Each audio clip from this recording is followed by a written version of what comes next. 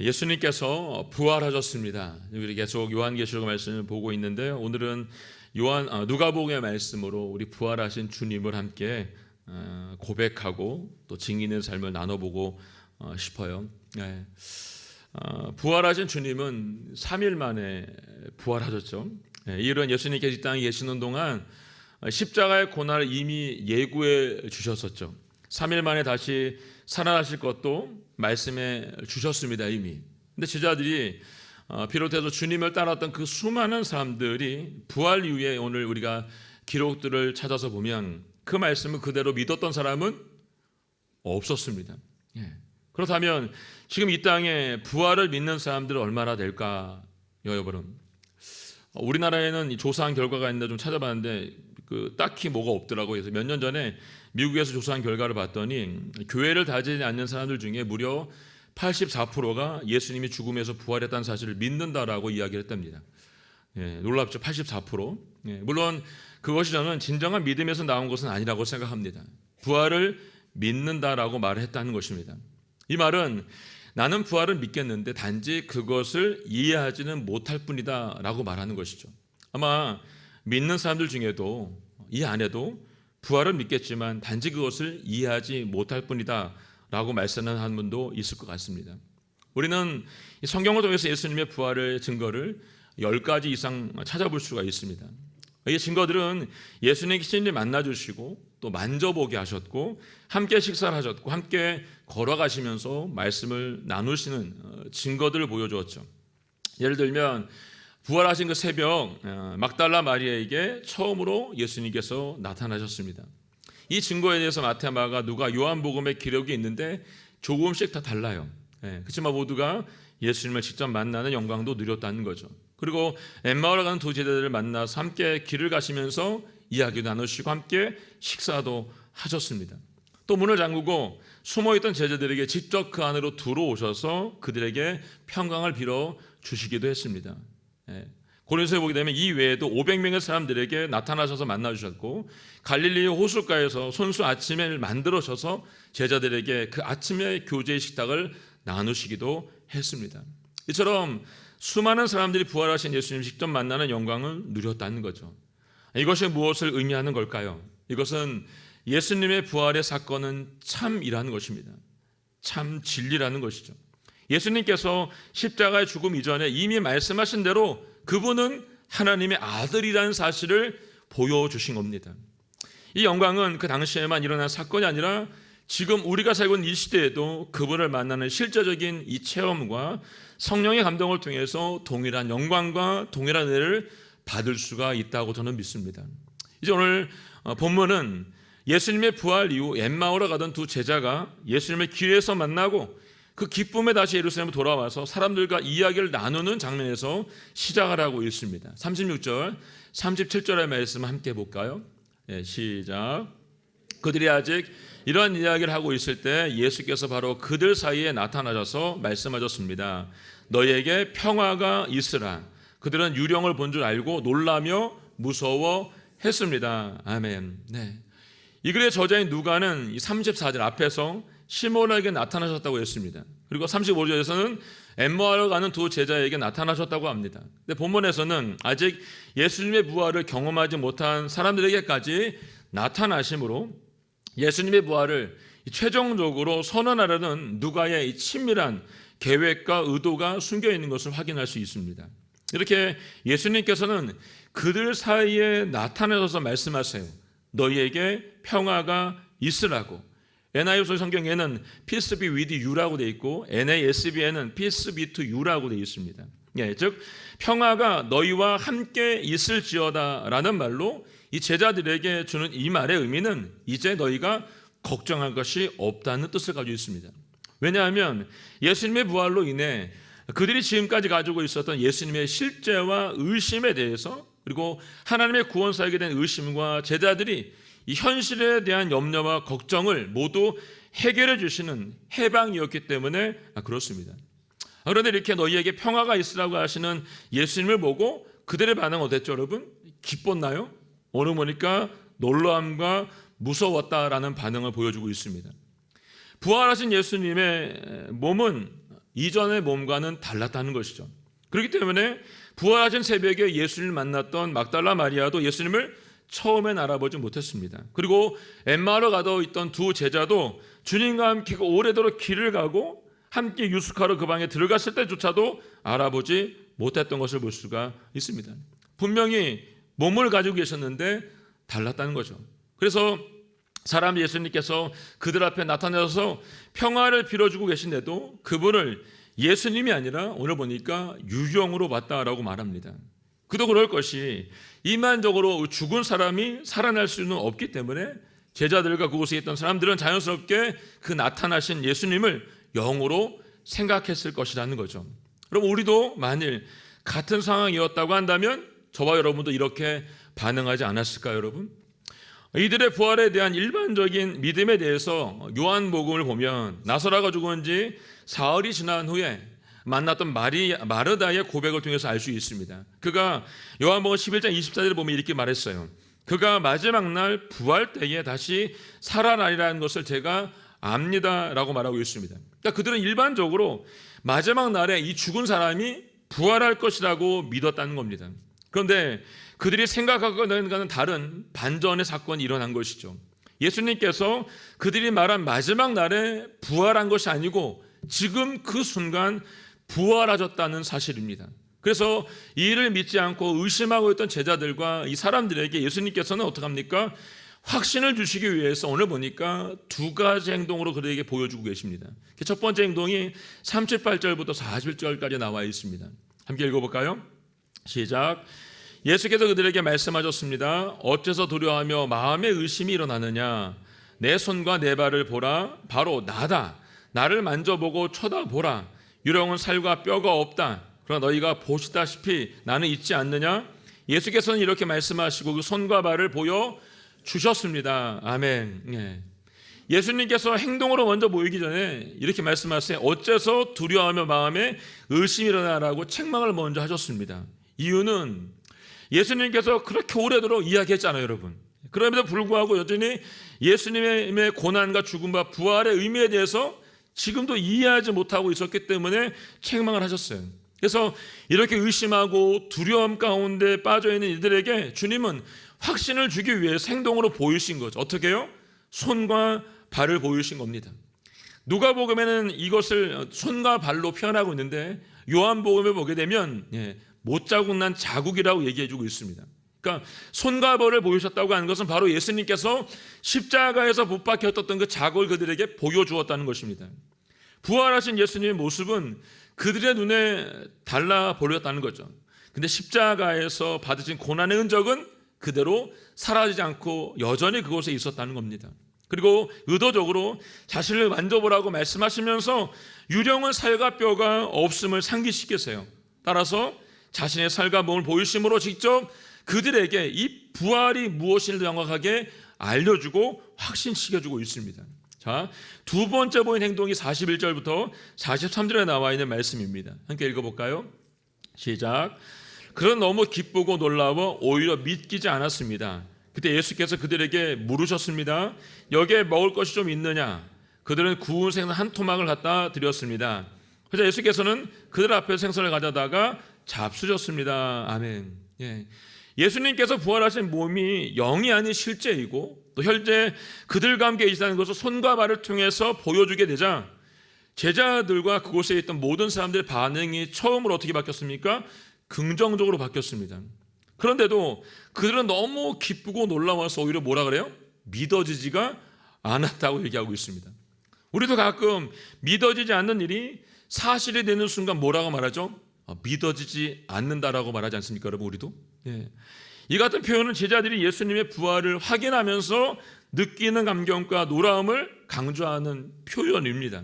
즉, 이 말은 의심의 강조점을 둔 게 아니고요, 놀라우며 기이 여기는 제자들의 기쁨에 강조점을 두고 있습니다. 이제 제자들은 의심과 두려움의 고비를 넘어서 기쁨과 놀라움의 자리로 들어가게 되었습니다. 이때 예수님께서 보이신 것이 두 번째 행동입니다. 여기에 먹을 것이 좀 있느냐라는 겁니다. 주님이 배가 고프셔서 여기 먹을 게 좀 있냐라고 물어봤을까요? 아니잖아요, 여러분. 이 말씀을 들은 제자들이 구운 생선 한 토막을 갖다 드렸습니다. 그것을 그들 앞에서 잡수셨다라고 성경이 되어 있습니다. 여러분 잘 생각해 보세요. 예수님께서 이전에 제자들과 함께 식사를 하셨어요. 아마 그때의 기억이 생각이 났겠죠. 3년을 함께 지내면서 보았던 예수님의 식사하시는 모습을 그들이 그 자리에서 직접 목격할 수가 있었습니다. 그리고 이제 더 이상 예수님의 부활에 대해서 의심하지 않게 된 거죠. 왜냐하면 이제 제자들 앞에 계신 예수님은 예수님이 완전한 몸을 가지고 이 육신의 마음을 가지고 그곳에 계셨기 때문입니다. 생생하게 살아계시고 자신들과 함께 먹고 마시는 육신으로도 존재하기 때문입니다. 이 일을 통해 제자들의 의심이 확신과 굳건한 믿음으로 변하게 된 것이죠. 예수님은 제자들과 대화를 나누셨고 주님의 몸을 만지라고 하셨습니다. 그리고 함께 식사를 나누셨습니다. 이를 통해 예수님은 자신이 허상이 아닌 실제임을 분명하게 증명해 보이셨습니다. 죽은 자가 부활한다는 것이 실제임을 예수님께서 부활로 증명해 보이신 것이죠. 그러므로 두려워하지 말라고 말씀하시면서 환난과 어려움과 심지어 죽음까지도 너희가 두려워하지 말라고 이야기해 주었습니다. 이제 예수님께서 제자들에게 다시 말씀으로 가르친 장면이 44절부터 47절까지 나와 있는 말씀입니다. 함께 읽어볼까요? 시작. 예수께서 그들에게 말씀하셨습니다. 내가 전에 너희와 함께 있을 때 모세 율법과 예언서와 시편에서 나에 대해 기록된 모든 일이 마땅히 이루어져 한다고 너희에게 말한 것이 바로 이것이다. 그리고 예수께서 그들의 마음을 열어 성경을 깨닫게 해주셨습니다. 예수께서 그들에게 말씀하셨습니다. 이렇게 기록되어 있다. 그리스도께서 고난을 겪고 3일째 되는 날 죽은 사람들 가운데서 살아날 것이며 또 예루살렘으로부터 시작해 모든 민족에게 그의 이름으로 죄의 용서를 받게 하는 회개가 전파될 것이다. 아멘. 예수님께 제가 전에 너희와 함께 있을 때라고 하신 것은 이 말씀을 상기시켜 주기 위함입니다. 이 말은 이미 모세 율법과 예언서와 시편에 기록된 모든 내용을 가르쳤다는 것입니다. 이 모든 예언의 말씀이 지금 다 이루어졌다는 사실을 그들에게 알리신 거죠. 그러니까 지금 그들에게 새로운 것을 가르치신 게 아니고 여러분 이미 자신의 구약 성경에 예언되었던 것을 십자가에서 돌아가시기 전에 다 가르쳤다는 것을 기억나게 하신 겁니다. 그런 다음 그들의 두려워하고 의심하던 마음을 어떻게 합니까? 열어주셨습니다. 그리고 성경을 깨닫게 해주셨다라고 말합니다. 이전에 예수님의 교훈과 행동에 대해서 늘 의심을 하고 있었던 그들입니다. 깨닫지 못했고 무지했던 제자들이 비로소 성경의 예언이 뜻하는 바와 예수님의 삶과 죽음과 부활을 이제 그 마음이 열어짐으로 인해서 이해하게 된 것이죠. 뿐만 아니라 누가는 이 성경을 깨닫게 되었다는 말을 함으로써 성경에 기록되고 예언된 메시아에 대한 메시지가 예수님의 모든 삶을 통해 완전히 성취되었다는 것을 말해주고 있는 겁니다. 우리가 매일 읽고 묵상하고 있는 성경은 2000년 전 오래전부터 있었던 내용입니다. 그리고 성경의 모든 것이 변해도 영원히 변하지 않고 우리 속에 읽혀지고 있는 것이 하나님의 이 말씀이라는 것이죠. 신앙생활을 오래 했다고 말씀을 어떻게 묵상할 수 있나요? 전 그렇다고 생각하지 않습니다. 한 사람이 성경을 통독하고 자랑스럽게 유대 랍비에게 말씀을 통독했다고 말합니다. 그때 랍비가 이렇게 물어봐요. 그럼 성경은 당신에게 무엇이라고 말씀을 하던가요? 물어봅니다. 내가 성경을 통독했다고 말했더니 그럼 그 성경이 당신에게 무엇이라고 말하더냐고 물어보았습니다. 우리 돌아가신 한영종 목사님도 성경에서 소리가 날 때까지 읽어라라고 말씀해 주었습니다. 잘 이해가 되지 않죠, 여러분? 성경이 얘기를 할 때까지 읽으래요. 반복해서 읽으면 됩니다. 반복해서 10번, 20번. 이미 알고 있는 말씀도 그리고 너무 익숙했던 말씀도 어느 날 묵상을 하다 보면 전혀 다른 새로운 말씀으로 읽혀지고 경험될 때가 있죠. 여러분 경험해 보셨나요? 경험해 볼 수 있기를 원합니다. 왜 새롭게 읽혀질까 여러분? 그것은 성령님께서 그 순간 우리의 마음을 열어주고 계시기 때문에 그렇습니다. 우리의 상황은 계속해서 변합니다. 그렇지 하나님의 말씀은 영원히 변하지 않기 때문이죠. 그래서 내 상황이 바뀔 때마다 하나님의 말씀이 다르게 묵상이 되고 다르게 읽혀지는 것이죠. 중요한 것은 읽어진 말씀이 그냥 읽어주고 묵상되는 것에서 그쳐서는 안 된다는 것입니다. 알기만 하는 것은 내게 유익이 되지 않습니다. 실행에 옮겨야 내 것이 될 수가 있는 거죠. 운동도 여러분 이론을 책으로 아무리 섭렵을 해도 뛰지 않으면 아무런 도움이 되지 않습니다. 예를 들어 수영을 보면 알 수 있죠. 수영은 여러분 이론을 아무리 보고 자유형, 접영, 평형을 해도 여러분 배영을 해도 실제로 들어가서 물을 먹어서 배우지 않으면 배울 수가 없어요. 여러분 말씀도 마찬가지입니다. 주님께 이 말씀을 주신 것에 대해서 여러분 우리가 읽고 깨달았으면 그것을 실천해야 되는 것이 맞습니다. 성경이 말하는 진정한 삶은 머리로만 입으로만 하는 것이 아니라 행동으로 옮기는 것을 말합니다. 그래서 예수님께서 마지막 만찬 자리에서 제자들의 발을 씻기시면서 하나하나 말씀하시죠. 선생님 내가 너희에게 보인 것처럼 너희도 이와 같이 행하라고 분명히 말씀해 주었습니다. 이때 제자들은 예수님께서 왜 자신들의 발을 씻겨주시는지 몰랐기 때문에 이와 같이 행하라고 말씀하시는 것도 이해하지 못했을 것입니다. 그러나 성령을 받고 난 후에 제자의 삶은 예수님의 말씀을 따라 십자가 지는 삶으로 바뀌어지게 되었습니다. 성령을 받기 전에 이 말씀을 이해하기 전에 그들의 행동은 아무것도 아니었다는 것입니다. 그렇지만 말씀이 이해되고 성령을 받게 되자 그것이 행동으로 옮겨지게 됐던 것입니다. 말씀대로 살았다는 거죠. 이제 이들이 말씀을 깨닫게 되었을 때 예수님께서 자신의 죽음과 부활 그리고 복음 전파에 대해서 다시 한번 말씀해 주고 있습니다. 그게 46절 47절의 말씀이죠. 함께 읽어볼까요? 시작. 예수께서 그들에게 말씀하셨습니다. 이렇게 기록되어 있다. 그리스도께서 고난 겪고 3일째 되는 날 죽은 사람들 가운데서 살아날 것이며 또 예루살렘부터 시작해 모든 민족에게 그의 이름으로 죄 용서를 받게 하는 회개가 전파될 것이다. 네, 아멘. 이것이 복음입니다. 그래서 우리가 전해야 될 복음은 오늘 본 것처럼 복잡하지 않습니다. 그리고 사도행 1절 8절에 예수님이 명령하신 다시 그 명령이 다시 반복되고 있는 걸 볼 수 있습니다. 예루살렘으로부터 시작해 모든 민족에게까지 어떻게 해요? 전하라고 말씀하고 있습니다. 이 말씀은 창세기 12장에 아브라함을 부를 때도 주셨던 말씀이죠. 모든 민족이 복을 받을 때까지라고 약속해 주셨습니다. 하나님께서는 모든 나라와 인종에 상관없이 누구나 어떻게 해요? 사랑하고 누구나 구원을 받기를 원하십니다. 그래서 하나님은 모든 민족에게 복음이 전파되기를 지금도 원하고 계신 겁니다. 그래서 우리가 지금 매주 요한계시록 말씀을 나누고 있는 것처럼 주님께서는 이 땅에 악함을 보시지만 아직은 마지막 때가 아니라는 거죠. 그날이 오기까지 남아있는 자들이 돌아올 수 있도록 너희가 이 말씀을 전하라고 하셨던 것입니다. 이것이 하나님의 분명한 뜻입니다. 이 일을 위해서 저와 여러분을 부르신 것을 믿으시고 기억할 수 있기를 원합니다. 이제 누가복음 마지막을 마치면서 예수님께 제자들에게 마지막 부탁을 하시기 48절에 나와 있는 말씀입니다. 48절 시작. 너희는 이 일들의 증인이다. 아멘. 네.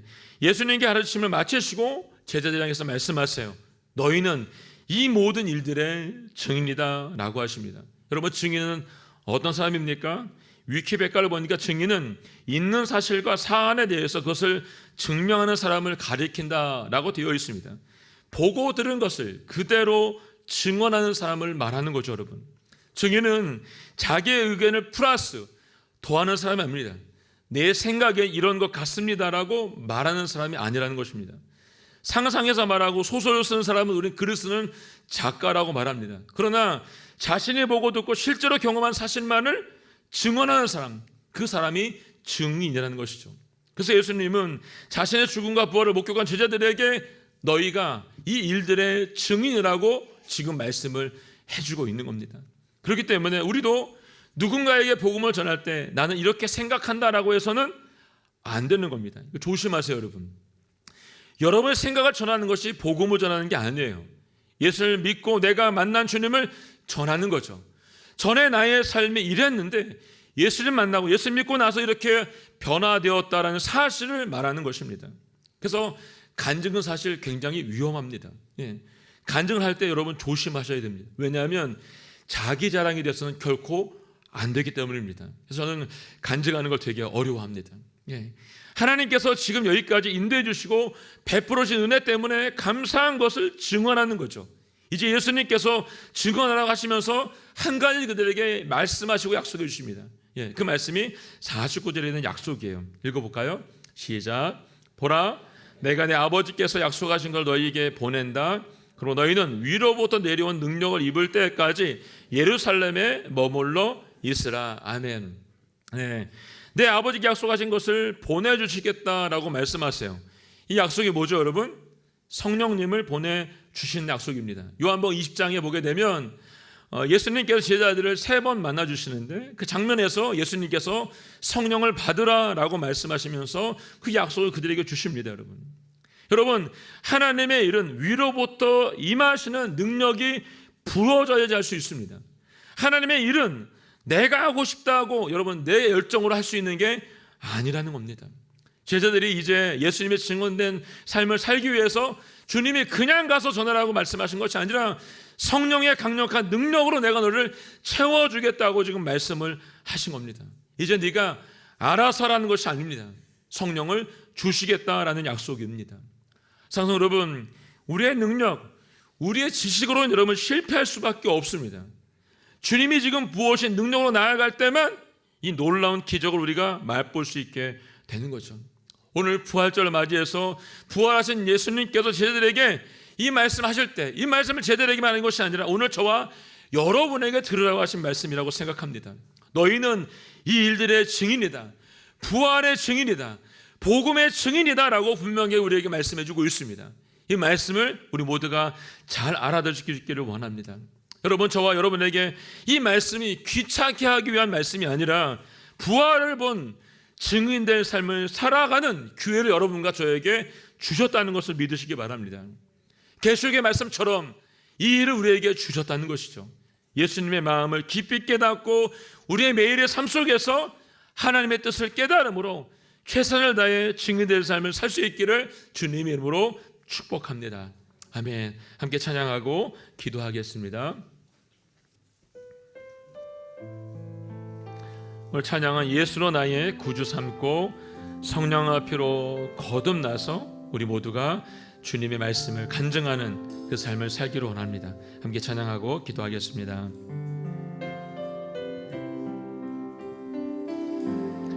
예수로 나의 구주 삼고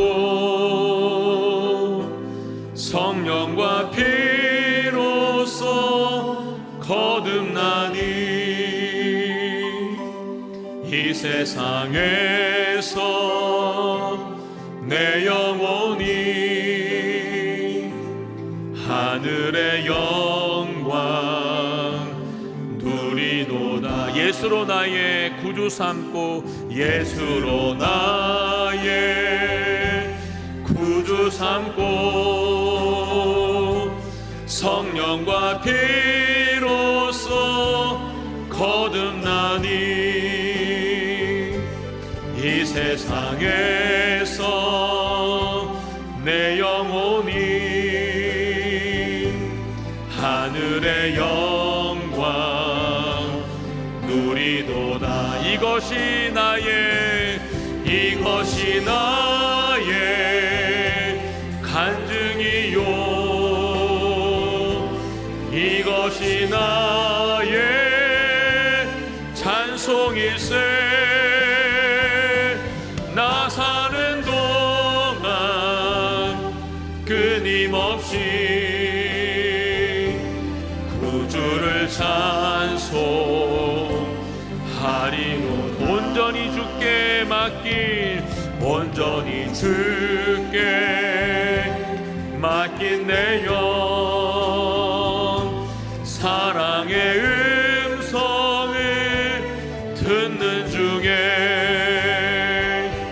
전사들과 매하는 것과 하늘의 영광 보리로다. 아멘. 이것이 나의 간증이요 이것이 나의 찬송일세. 나 사는 동안 끊임없이 구주를 찬송하리로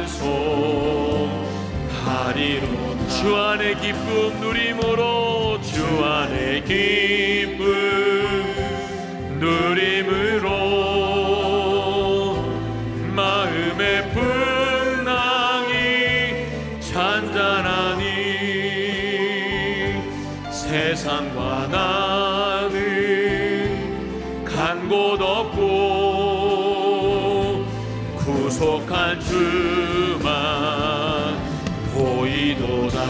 아멘. 이것이 나의 간증이요 이것이 나의 찬송일세. 나 사는 동안 끊임없이 구주를 찬송. 이것이 나의 간증입니다. 이것이 나의 간증이요 이것이 나의 찬송일세. 나 사는 동안 끊임없이 구주를 찬송하리로.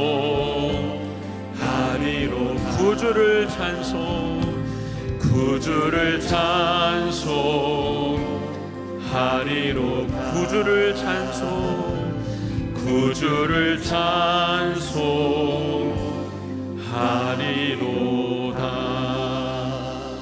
너의 이 모든 일의 증인이라고 말씀해 주었습니다. 하나님 아버지, 저희가 보고 듣고 알고 깨달은 모든 것들, 하나님 아버지 주의 뜻을 따라 이 복음을 전하는 일에 쓰임받을 수 있도록 도와주시기를 원합니다. 위로부터 내려오는 주님의 성령의 능력을 받을 수 있도록 도와주시고, 오직 주님이 걸어가신 십자가의 길을 함께 걸어갈 수 있도록 저희를 사용하시고 이끌어 주시옵소서. 오늘 이 시간 다시 한번 저희 마음속에 결단을 하고 다짐을 합니다. 우리 삶 가운데 영원한 주신 대신 주님만을 증거하는 삶을 살 수 있도록 도와주시고, 증인된 삶을 살아가는 은혜가 우리 모두 가운데 있게 하여 주시옵소서. 주님 한 분을 따르며 그분과 함께 동행하겠습니다. 저희의 삶을 주장하시고 이끌어 주시옵소서. 함께 고백하며 기도하며 나아가겠습니다. 주여, 하나님 아버지, 하나님 아버지, 주님 걸어가신 그 길을 함께 걸어갈 수 있도록 도와주시기를 원합니다. 부활의 증인으로 살게 하여 주시고 복음을 전하는 증인으로 살게 하여 주시옵소서. 부활을 본 증인답게 살아낼 수 있도록 도와주시기를 원합니다. 우리의 삶 속에서 아버지 하나님의 뜻이 온전히 깨달아지며 선포될 수 있도록 도와주시고, 증인된 삶을 살아낼 수 있는 우리 삶 가운데 성령의 충만함을 이끌어주시고 함께하여 주시옵소서. 주님을 닮을 수 있도록 저희 가운데 하나님 아버지 다시 한번 주님의 십자가를 세워주시옵고, 주님과 함께 동행하며 기쁨이 될 수 있도록 저를 다스리고 통치하시고 이끌어 주시옵소서. 주님 나주시는 그날까지 오늘 주님 말씀하신 대로 증인된 삶을 살아낼 수 있도록 도와주시기를 원합니다. 주님 말씀하신 약속을 붙잡을 수 있도록 도와주시고, 내 삶이 오늘 찬양처럼 간증이 되게 하시고 증거가 되게 하시고 증언이 되게 하시고 증인의 삶을 살아낼 수 있도록 도와주시기를 간절히 소원합니다. 하나님 아버지, 부활의 증인이 되고 싶습니다. 주님 부르실 때에 제가 여기 있습니다 라고 대답할 수 있는 하나님의 사람이 되고 싶습니다. 주님, 우리가 이 말씀을 깨달을 수 있도록 도와주시고 우리 마음속 깊이 새길 수 있도록 도와주시고, 주님의 뜻을 깨달아 최선을 다해 주님과 동행할 수 있도록 도와주시고 인도하여 주시옵소서. 우리의 힘이 아니라 하늘로부터 부어진 성령의 은혜가 우리 가운데 이 시간 부어지게 하여 주시고, 성령의 가르침을 따라 선포하는 저희 모두가 되게 하여 주시옵소서. 감사와 찬양을 주님께 드리며 예수님의 이름으로 기도하였습니다. 아멘.